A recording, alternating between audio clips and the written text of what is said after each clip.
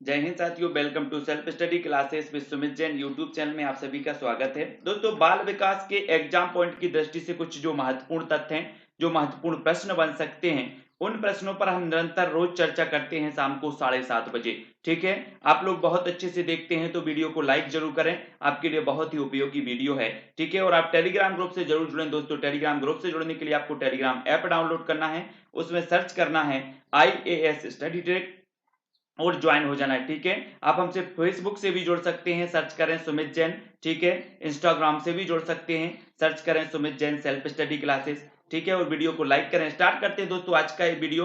विविध पृष्ठभूमि के वंचित बालकों में किसे सम्मिलित किया जाता है? तो वंचित बालकों में किसे सम्मिलित किया जाता है, ये चीज हमें बतानी है। तो निर्धन तथा गरीब बच्चे, अनुसूचित जाति एवं अनुसूचित जनजाति के जो बच्चे हैं, वो विविध पृष्ठभूमि के वंचित बालकों में सम्मिलित किए जाते हैं। ठीक है, समावेशी शिक्षा के उद्देश्य क्या हैं? तो समावेशी शिक्षा आपने पता होगा कि आज की जो वर्तमान की शिक्षा है वो समावेशी शिक्षा है। ठीक है, और शिक्षा में लोकतांत्रिक मूल्यों को बढ़ाना, बालकों में नैतिक मूल्य का संचार करना तथा बालकों को आत्मनिर्भर बनाना, ये होते हैं समावेशी शिक्षा के उद्देश्य। ठीक है, सामाजिक दृष्टि से वंचित बालकों के उत्थान के लिए क्या उपाय हो सकते हैं? क्या उपाय हो सकते हैं? निःशुल्क शिक्षण उपलब्ध कराना, आवासीय सुविधाएं उपलब्ध कराना, अधिक पाठशालाओं को खोलना। ठीक है, ये हैं सामाजिक दृष्टि से वंचित बालकों के उत्थान के लिए उपाय। अगला है दोस्तों, अनुसूचित जाति के लोगों के सामाजिक गतिशीलता से वंचित रहने के क्या कारण हैं? वंचित रहने के क्या कारण हैं? तो ये कारण हो सकते हैं दोस्तों, सभी प्रकार की शिक्षा से वंचित रहना, है ना। अगला है, अनुसूचित जनजाति के बालकों की शिक्षा के खराब स्तर के प्रमुख कारण क्या हैं? तो दोस्तों, विद्यालय में बालकों की कम संख्या, पारिवारिक गरीबी, शिक्षा का प्रचार प्रसार ना होना, ये कारण माने जाते हैं। अगला देखते हैं यहां पर कि वंचन के मनोवैज्ञानिक प्रभावों में सम्मिलित नहीं है। तो क्या सम्मिलित नहीं है? वो नहीं है दोस्तों, आर्थिक प्रारूप पर। ठीक है, वंचन के मनोवैज्ञानिक प्रभावों में सम्मिलित नहीं है, आर्थिक प्रारूप पर। वंचित बालकों की शिक्षा के लिए क्या कदम उठाए जाने चाहिए? तो वंचित बालकों की शिक्षा के लिए सबसे पहले तो सृजनशीलता को प्रोत्साहन, विद्यालय में स्वस्थ तथा विविध सहगामी क्रियाएं, व्यवसाय शिक्षा का आयोजन, ये सारे के सारे कदम उठाए जाने चाहिए। राष्ट्रीय पाठचर्या की रूपरेखा 2005 के अनुसार पाठचर्या निर्माण के निर्देशन सिद्धांतों के बारे में सत्य है। तो क्या सत्य है? परीक्षा को अपेक्षाकृत अधिक लचीला बनाना और कक्षा की गतिविधियों से जोड़ना, यह सुनिश्चित करना कि पढ़ाई रटंत प्रणाली पर आधारित ना हो बल्कि समझ पर आधारित हो, तथा पाठचर्या का विकास इस प्रकार हो कि वह बालकों को सर्वांगीण विकास का अवसर उपलब्ध करवाए। तो ये राष्ट्रीय पाठचर्या 2005 के पाठचर्या निर्माण के निर्देशन सिद्धांतों के बारे में सत्य माना जाएगा इस प्रकार से। ठीक है, अगला है दोस्तों, किस रूप में बच्चे हमेशा विद्यालय के भौतिक वातावरण से निरंतर अंतःक्रिया करते हैं? तो किस रूप से करते हैं? चेतन रूप से और अचेतन रूप से। ठीक है, अगला है, हमारी शिक्षा आज भी सीमित पाठ योजना पर आधारित है जिसका लक्ष्य खाली स्थान को हासिल करना होता है। तो किसको हासिल करना होता है दोस्तों? आपका सही उत्तर होगा परिमेय आचरणों को, परिमेय आचरणों को हासिल करना होता है। ठीक है, राष्ट्रीय पाठचर्या की रूपरेखा 2005 किस सूची के आधार पर पाठचर्या के बोझ को कम करने पर बल देती है? तो किस सूझ के आधार पर देती है? तो वो देती है शिक्षा बिना बोझ के। क्या? शिक्षा बिना बोझ के। शिक्षा के क्षेत्र में पाठचर्या शब्दावली खालिस्तान की ओर संकेत करती है। तो किसकी ओर संकेत करती है? विद्यालय का संपूर्ण कार्यक्रम जिसमें विद्यार्थी प्रतिदिन अनुभव प्राप्त करते हैं। ठीक है, जिसमें विद्यार्थी प्रतिदिन अनुभव प्राप्त करते हैं। राष्ट्रीय पाठचर्या की रूपरेखा 2005 के आधारभूत सिद्धांतों में कौन सा भाग सम्मिलित नहीं है? तो कौन सा नहीं है? अच्छी बाह परीक्षाओं का आयोजन करना, ये भाग शामिल नहीं है। राष्ट्रीय पाठचर्या 2005 में गुणवत्ता आयाम शीर्षक के अंतर्गत अधिक महत्व दिया गया है। तो किसको दिया गया? बालकों के लिए संरचित अनुभव एवं पाठ्यक्रम सुधार को अधिक महत्व दिया गया है राष्ट्रीय पाठचर्या 2005 में। राष्ट्रीय पाठचर्या की रूपरेखा 2005 में बात कही गई है। तो कही गई है दोस्तों, ज्ञान स्थायी है, वह दिया जाता है, से ज्ञान का विकास होता है और इसकी संरचना की जाती है। ये राष्ट्रीय पाठचर्या 2005 में बात कही गई है। ठीक है, राष्ट्रीय पाठचर्या की रूपरेखा 2005 के अंतर्गत परीक्षा सुधारों में किस सुधार को सुझाया गया? तो वो सुझाया गया खुली पुस्तक परीक्षा, सतत निरंतर एवं व्यापक मूल्यांकन व सामूहिक कार्य मूल्यांकन। ठीक है। एनसीटीई का पूर्ण रूप क्या है दोस्तों? National council of teacher education. NCTE का जो पूर्ण रूप है वो क्या है? National council of teacher education. ठीक है। पाठचर्या एनसीएफ का मार्गदर्शी सिद्धांत नहीं है, तो अंग्रेजी भाषा में शिक्षा देना ये एनसीएफ का मार्गदर्शी सिद्धांत नहीं है। ठीक है। अगला क्वेश्चन है दोस्तों, विद्यालय आधारित आकलन प्रारंभ किया गया था ताकि सभी विद्यार्थियों के संपूर्ण विकास को निश्चित किया जा सके। एनसीएफ 2005 के अनुसार गलतियां इस कारण महत्वपूर्ण होती हैं क्योंकि यह बच्चे के विचार को अंतर्दृष्टि उपलब्ध कराती हैं तथा समाधानों को पहचानने में सहायता करती हैं। शिक्षक की सबसे मुख्य जिम्मेदारी है कि विद्यार्थियों को विभिन्न अधिगम शैलियों के अनुसार सीखने के मौके उपलब्ध करवाना। राष्ट्रीय पाठचर्या की रूपरेखा 2005 के अनुसार अधिगम अपने स्वभाव में खालिस्तान और खालिस्तान है, तो क्या है? सक्रिय और सामाजिक है। बाल केंद्रित शिक्षा शास्त्र का अर्थ है, तो क्या है? बच्चों के अनुभवों और उनकी आवाज को प्रमुखता देना, ये बाल केंद्रित शिक्षा शास्त्र का अर्थ है। राष्ट्रीय पाठचर्या की रूपरेखा के अनुसार शिक्षक की भूमिका है, तो क्या है? सुविधादाता। सुविधादाता के रूप में शिक्षा की भूमिका है। ठीक है, शिक्षक की। एनसीएफ 2005 के संबंध में कथन सही है, तो क्या है? यह एनसीईआरटी द्वारा तैयार किया गया दस्तावेज है जो भारत की विद्यालयी शिक्षा के संबंध में संस्तुतियां प्रस्तुत करता है।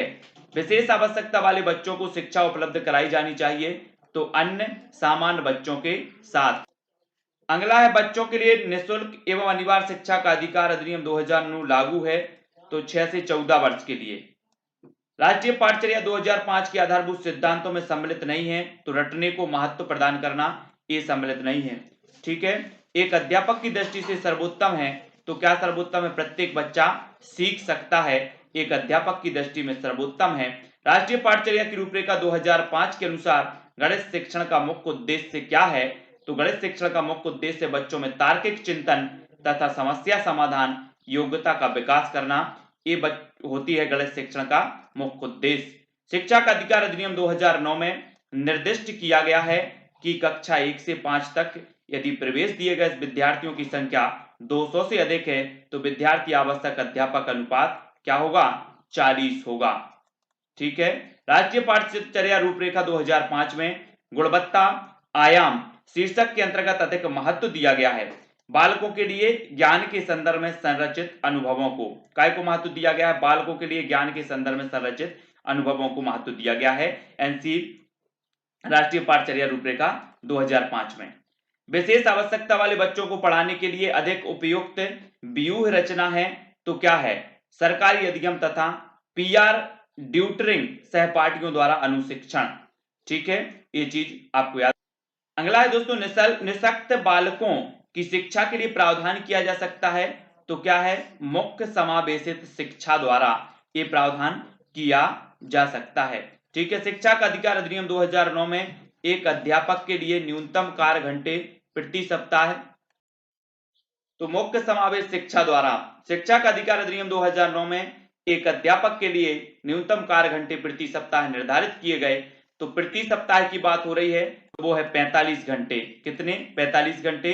राष्ट्रीय पाठचर्या पाठ्यक्रम रूपरेखा 2005 में शांति शिक्षा को बढ़ावा देने के लिए कुछ क्रियाओं की अनुशंसा की गई है, तो पाठ्यक्रम रूपरेखा में किसे सूचीबद्ध किया गया है? तो शांति शिक्षा को पाठ्यक्रम में सम्मिलित किया जाए। भारत के संविधान में निःशुल्क एवं अनिवार्य शिक्षा है, तो 14 वर्ष तक के सभी बच्चों के लिए निःशुल्क एवं अनिवार्य शिक्षा का प्रावधान है। वर्तमान में निःशक्त बच्चों की जो है शिक्षा के लिए कहा गया है, तो क्या कहा गया है? समावेशी शिक्षा। ठीक है। शिक्षा का अधिकार अधिनियम 2009 लागू नहीं होता, तो 14 से 18 वर्ष की आयु के बच्चों पर नहीं होता। ठीक है, तो ये चीज याद रखनी है। राष्ट्रीय पाठचर्या की रूपरेखा 2005 दस्तावेज में भाषा के लिए निहित है, तो क्या निहित है? त्रिस्तरीय भाषा। 2005 में दस्तावेज में भाषा के लिए निहित है त्रिस्तरीय भाषा। कौन सा अनुच्छेद यह कहता है कि धर्म और भाषा के आधार पर आधारित अल्पसंख्यक अपने अनुसार शिक्षा संस्थानों को स्थापित कर चला सकते हैं? तो किस अनुच्छेद में कहा गया है? अनुच्छेद 30(1) में। ठीक है, कक्षा में विविधता का उत्सव मनाती है, तो क्या मनाती है? समावेशी शिक्षा। मोस्ट इंपॉर्टेंट है, आपसे पूछा जाएगा कि कक्षा में विविधता का उत्सव मनाती है तो समावेशी शिक्षा। ठीक है, जहां अध्यापक प्रत्येक अधिगमकर्ता के लिए वैविध्यपूर्ण व सार्थक अधिगमनात्मक अनुभवों हेतु परिवेश का निर्माण करते हैं, वह है, तो वह क्या है? वह एक समावेशी कक्षा है। क्या है? समावेशी कक्षा।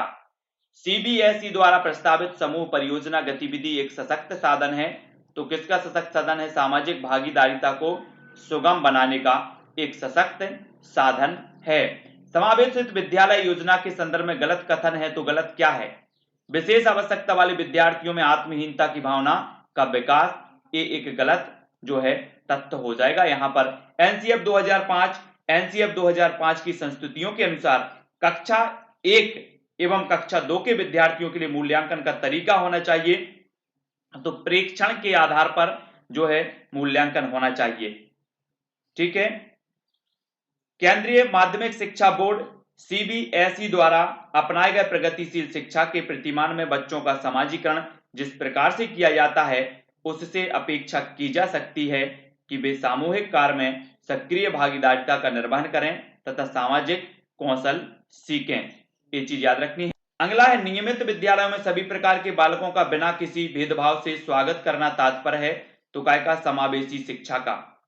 ऑपरेशन ब्लैकबोर्ड परिणाम था, राष्ट्रीय शैक्षिक योजना 1986 का परिणाम था ऑपरेशन ब्लैकबोर्ड। शिक्षा का अधिकार अधिनियम 2009 के क्रियान्वयन के बाद कक्ष आयु के अनुसार अधिक समझाती है। 2009 क्रियान्वयन के बाद समावेशी शिक्षा मानती है कि हमें बदलना है, तो क्या बदलना है? व्यवस्था बदलना है और बच्चे के अनुरूप बदलना है। ठीक है, ये क्या मानती है? समावेशी शिक्षा मानती है। एक समावेशी कक्षा में किसी शिक्षिका की सबसे महत्वपूर्ण भूमिका है तो सुनिश्चित करना कि प्रत्येक बच्चे को अपनी संभावना को प्राप्त करने का अवसर मिले। ये सुनिश्चित करना एक शिक्षक की क्या होती है? एक शिक्षिका की भूमिका होती है। भारत में अधिकांश कक्षाएं बहुभाषी होती हैं, इसे शिक्षक द्वारा देखा जाना चाहिए, तो काय के रूप में? संसाधन के रूप में देखा जाना चाहिए। यह एक दर्शन है कि सभी बच्चों को नियमित विद्यालय प्रणाली में समान शिक्षा प्राप्त करने का अधिकार है का सबसे अच्छे वर्णन करता है, तो क्या करता है? समावेशी शिक्षा, है ना। एनसीएफ 2005 बल देता है, तो काय पे देता है? करके सीखने पर बल देता है। एनसीएफ 2005 सामान्य बच्चों व भिन्न रूप से योग्य बच्चों के लिए एक ही स्कूल यह इंगित करती है, क्या करती है? समेकित शिक्षा। समन्वित शिक्षा की सफलता निर्भर करती है काय पर? समुदाय के समर्थन पर निर्भर करती है। समन्वित शिक्षा की सफलता निर्भर करती है समुदाय के समर्थन पर। विशेष व सामान्य बच्चों को साथ साथ पढ़ने की सुविधा देना मुख्य कार्य है, तो क्या कार्य है? समायोजन शिक्षा का, है ना। समायोजन या फिर समावेशी शिक्षा में चाहे वो विशेष बच्चा हो, चाहे सामान्य बच्चा हो, चाहे गरीब बच्चा हो, चाहे अमीर बच्चा हो, सभी के लिए एक साथ और समान शिक्षा का प्रावधान है। विद्यालय छोड़ने वाले विद्यार्थियों के नियंत्रण की दृष्टि से सरकारी संगठनों द्वारा संस्था के स्तर पर विभिन्न उपाय किए गए।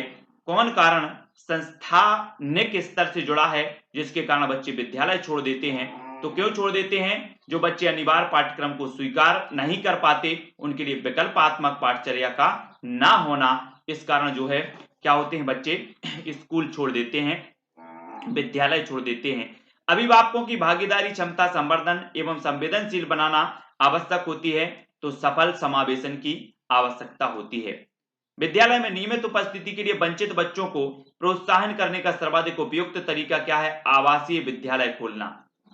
आवासीय विद्यालय खोलना विद्यार्थियों की क्षमताओं की परवाह किए बिना सभी के अधिगम परिणामों को सुधारने के लिए प्रतिबद्ध होता है एक समावेशी विद्यालय। अगला क्वेश्चन है दोस्तों, सर्वाधिक प्रभावकारी विधि हो सकती है जो आपकी इस अपेक्षा को पूरी कर सके कि वंचित विद्यार्थी अपनी भागीदारिता द्वारा सफल हो सकें। आप उनकी सफलता हेतु उनकी क्षमता में विश्वास को अभिव्यक्त करें। समाज में विभिन्नता है और विद्यालयों को इस विभिन्नता के प्रति संवेदनशील होने के लिए समावेशी होने की आवश्यकता है। यह क्या है? समावेशी शिक्षा के पीछे मूलाधार है। समावेशी शिक्षा का मूलाधार यही है। जो असामाजिक कार्य करते हैं होते हैं, क्या होते हैं? अपराधी बालक होते हैं। जो सामाजिक कार्य ना करके असामाजिक कार्य करते हैं वो अपराधी बालक होते हैं। समस्या समाधान की वैज्ञानिक पद्धति का पहला चरण क्या है? तो समस्या के प्रति जागरूकता। ये क्या हो जाती है? ये समस्या समाधान की वैज्ञानिक पद्धति होती है। एक विद्यार्थी अपने समकक्ष व्यक्तियों के प्रति आक्रामक व्यवहार करता है और विद्यालय के मानदंडों को नहीं मानता। इस विद्यार्थी को आवश्यकता है, तो किस चीज की आवश्यकता है? भावात्मक क्षेत्र में सहायता की आवश्यकता है। समस्या समाधान उपागम का विशेष चिन्ह क्या है?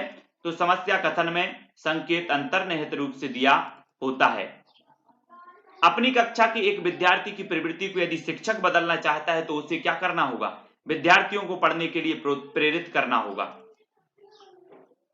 आपकी कक्षा में एक बच्चा रोज आपको परेशान करने के लिए अप्रासंगिक प्रश्न पूछता है, आप उससे क्या करेंगे?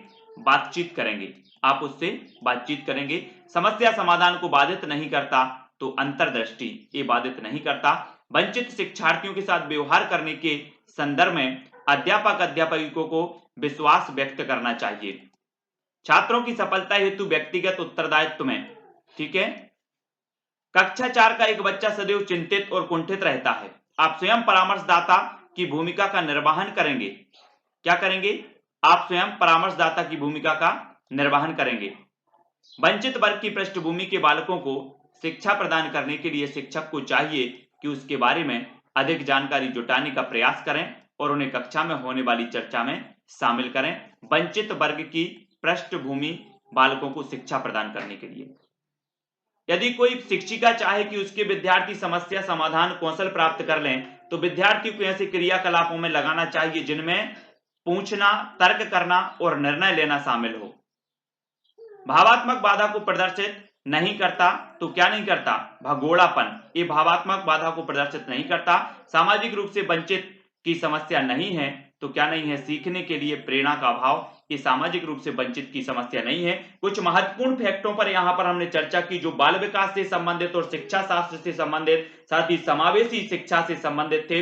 आपको वीडियो कैसा लगा कमेंट के माध्यम से बताएं। वीडियो को लाइक जरूर करें, वीडियो को शेयर करना है। इसी प्रकार से एग्जाम पॉइंट की दृष्टि से कुछ महत्वपूर्ण जो फैक्ट हैं जो आपको पुस्तकों में कहीं और मिलने वाले नहीं है, वो आप तक रोज 7:30 बजे शाम को प्रेषित किए जाते हैं। आप जरूर पूरे के पूरे वीडियो देखें प्लेलिस्ट में जाकर के। शाम को 6:30 बजे पर्यावरण का वीडियो मिलता है, रात्रि 9 बजे आपको हिंदी साहित्य का वीडियो मिलता है, तो वो जरूर देखें। वीडियो को लाइक करें और शेयर करें, है ना। और जो भी साथी टेलीग्राम ग्रुप से जुड़ना चाहते वो टेलीग्राम ग्रुप में जुड़े। टेलीग्राम ग्रुप में जुड़ने के लिए आपको टेलीग्राम ऐप डाउनलोड करना है, उसमें सर्च करना है IAS स्टडी ट्रिक और ज्वाइन हो जाना है।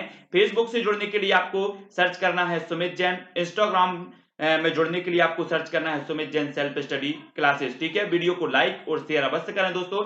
आज के वीडियो के लिए बस इतना ही। जय हिंद।